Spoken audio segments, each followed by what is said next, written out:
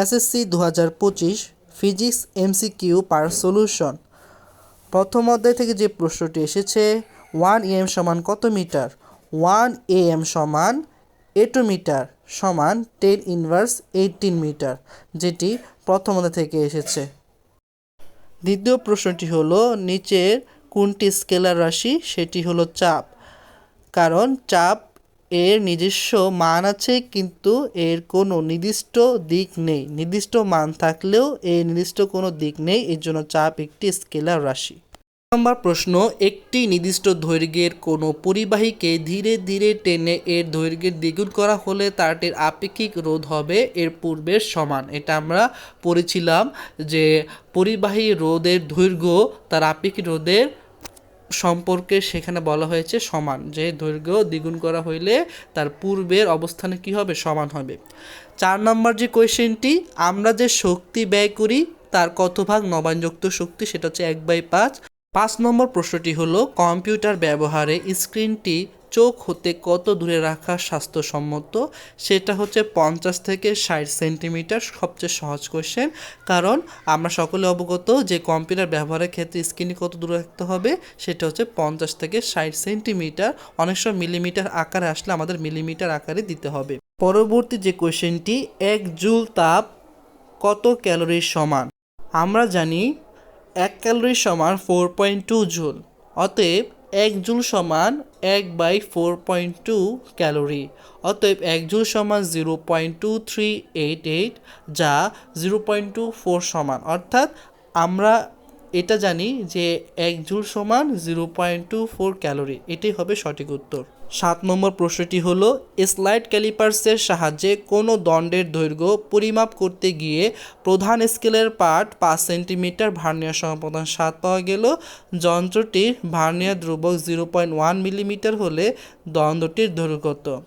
এখানে প্রধান স্কেলের পার্ট, ভার্নিয়ার সমাপতন, ভার্নিয়ার ধ্রুবক প্রতিটির মান দেওয়া আছে, যেটা আমরা প্রশ্ন থেকে নিয়েছি। এরপর আমরা জানি L = m+v × vc। সেখানে আমরা m এবং v এবং ভিসির মান বসিয়ে দিলাম এবং দেন আমাদের উত্তরটা সহজে চলে আসলো। ঠিক আছে, তো এভাবে আমরা সহজেই L = m+v × vc দিয়ে উত্তরটা বের করে নিলাম। উত্তরটি হবে ঘ। 8 নম্বর প্রশ্নটির এখানে একটি উদ্দীপক দেওয়া আছে। দুইটি বস্তু এ ও বি পৃথিবী পৃষ্ঠে 3 মিটার ব্যবধানে রাখা আছে। এদের ভর যথাক্রমে 1 কেজি ও 500 গ্রাম। চন্দ্রপৃষ্ঠে অভিকর্ষের ত্বরণের মান 1.63 ms/2।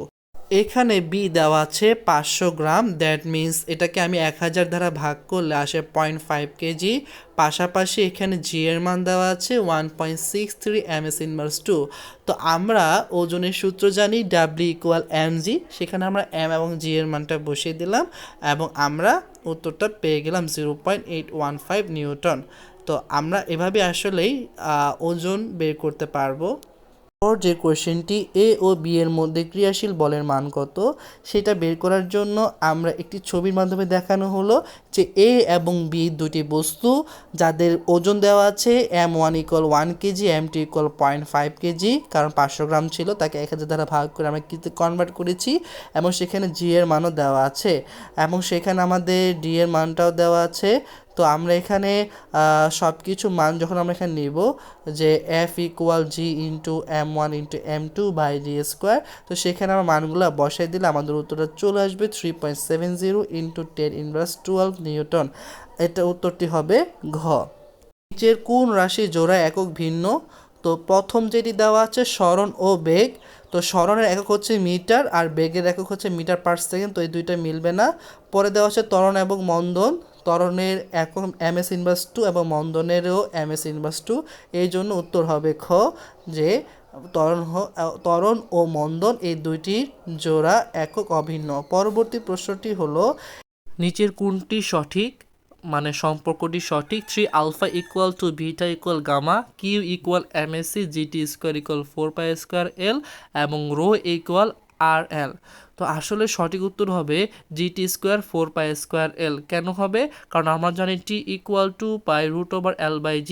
তো সেখান থেকে আমরা 2/t একসাথে করলাম, কারণ 2π পাশে ভাগ অবস্থায় গুণ অবস্থা আছে, এই পাশে ভাগ হবে, পরে আমরা দুটাকে বর্গ করে দিলাম, তারপর সেখান থেকে আমাদের t²/4π² চলে আসলো। আর এভাবে আমাদের জিটি স্কোয়ার 4π²Lটা মান বা এটাকে আমরা সূত্রের প্রতিপাদন বলতে পারি চলে আসবে। তো আসলে এই সম্পর্কটি সঠিক, তাহলে উত্তর হবে আমাদের গ। প্রশ্ন, নিচের কোনটিতে আলোর প্রতিসরণাঙ্কের মান সবচেয়ে বেশি? সেটা হবে কাচ। এটা আমাদের বইয়ের মধ্যেই দেওয়া আছে, এটা খুবই সহজ প্রশ্ন ছিল। তারপর যে প্রশ্নটি, নিচের কোনটি অনুদৈর্ঘ্য তরঙ্গে নির্দেশ করে? এটা আমরা সকলেই জানি যে শব্দ তরঙ্গ একটি অনুদৈর্ঘ্য তরঙ্গ। তো এটা আমরা সবাই ভালো জানি, এটাও খুব সহজ একটি প্রশ্ন এসেছে। চোখের ভিতরে আলো প্রবেশ নিয়ন্ত্রণ করে নিচের কোনটি? এটা আমরা জানি, সেটা হচ্ছে আইরিশ। অর্থাৎ আইরিশে আমাদের চোখের ভিতর আলোর প্রবেশটা নিয়ন্ত্রণ করে থাকে। পরবর্তী যে প্রশ্ন, নিচের কোন প্রতীকটি NPN ট্রানজিস্টরের নির্দেশক করে?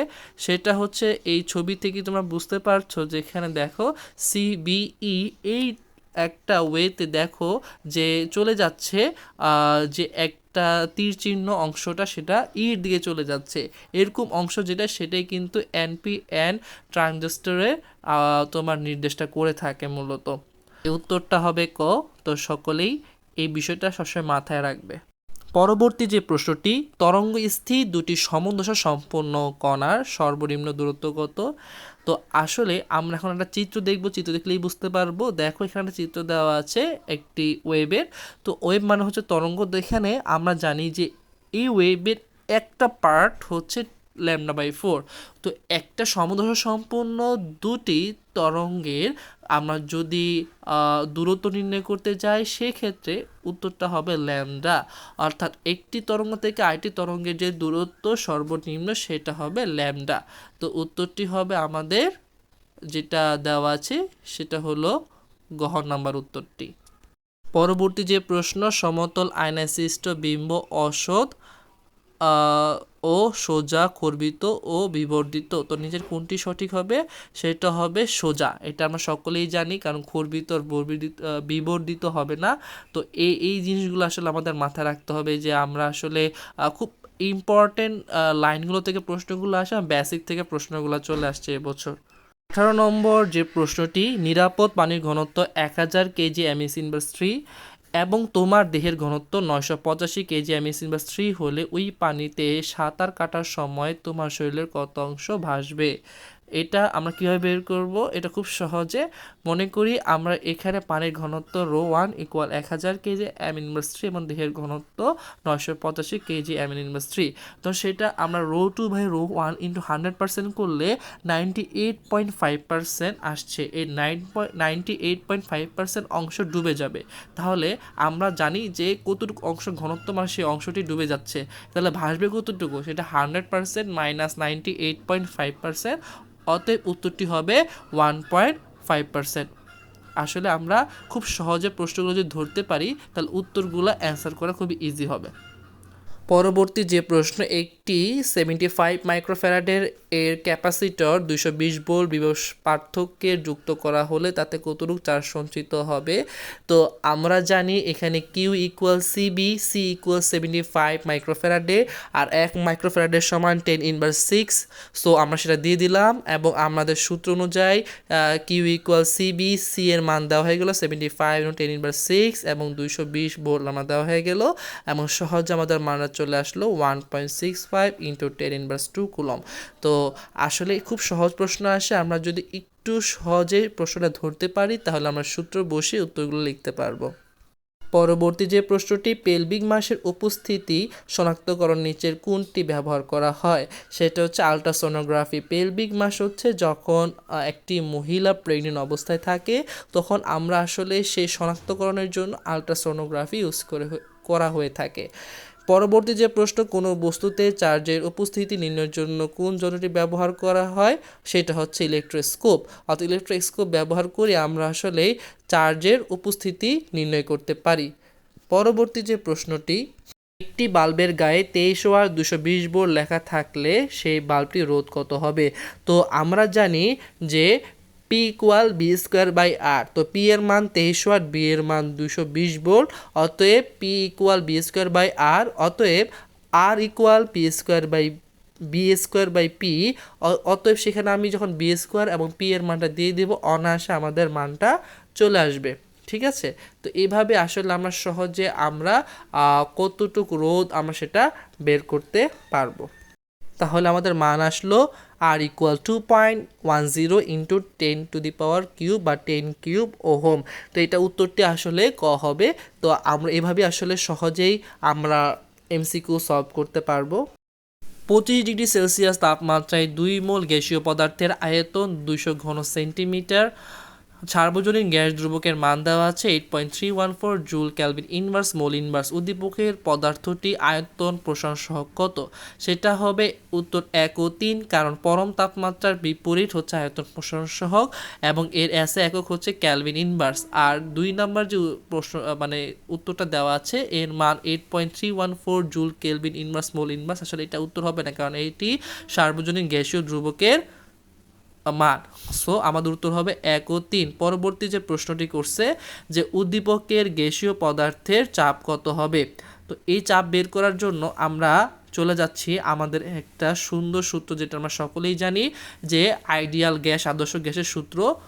এখানে টি এর মান দেওয়া আছে 25 ডিগ্রি সেলসিয়াস তাপমাত্রা। তো 25 ডিগ্রি সেলসিয়াস তাপমাত্রা যেহেতু এটাকে আমার ক্যালভিনে করতে হলে 273 দিয়ে যোগ করতে হবে 298 ক্যালভিন, এবং পরবর্তীতে আমাদের এন এর মান দেওয়া আছে 2 মোল এবং বি এর মান দেওয়া আছে 200 ঘন সেন্টিমিটার। এটাকে আমরা মিটার কিউবে নিব, এই জন্য আমরা এর সাথে 10⁻6 গুণ করে দিলাম, এই জন্য আমাদের মানটা হয়ে গেল 2 × 10⁻4 মিটার কিউব। এবং আর এর মান আমরা সকলে জানি 8.314 joule Calvin inverse mole inverse. তো আমরা পি বি ইকুয়াল এনআরটি সূত্রে আমরা পিটাকে পাশে রেখে বি কে পাশে দিয়ে দিলাম, সবগুলো মান বসালাম। এরপর আমাদের মানটা চলে আসলো 24775720 প্যাসকেল।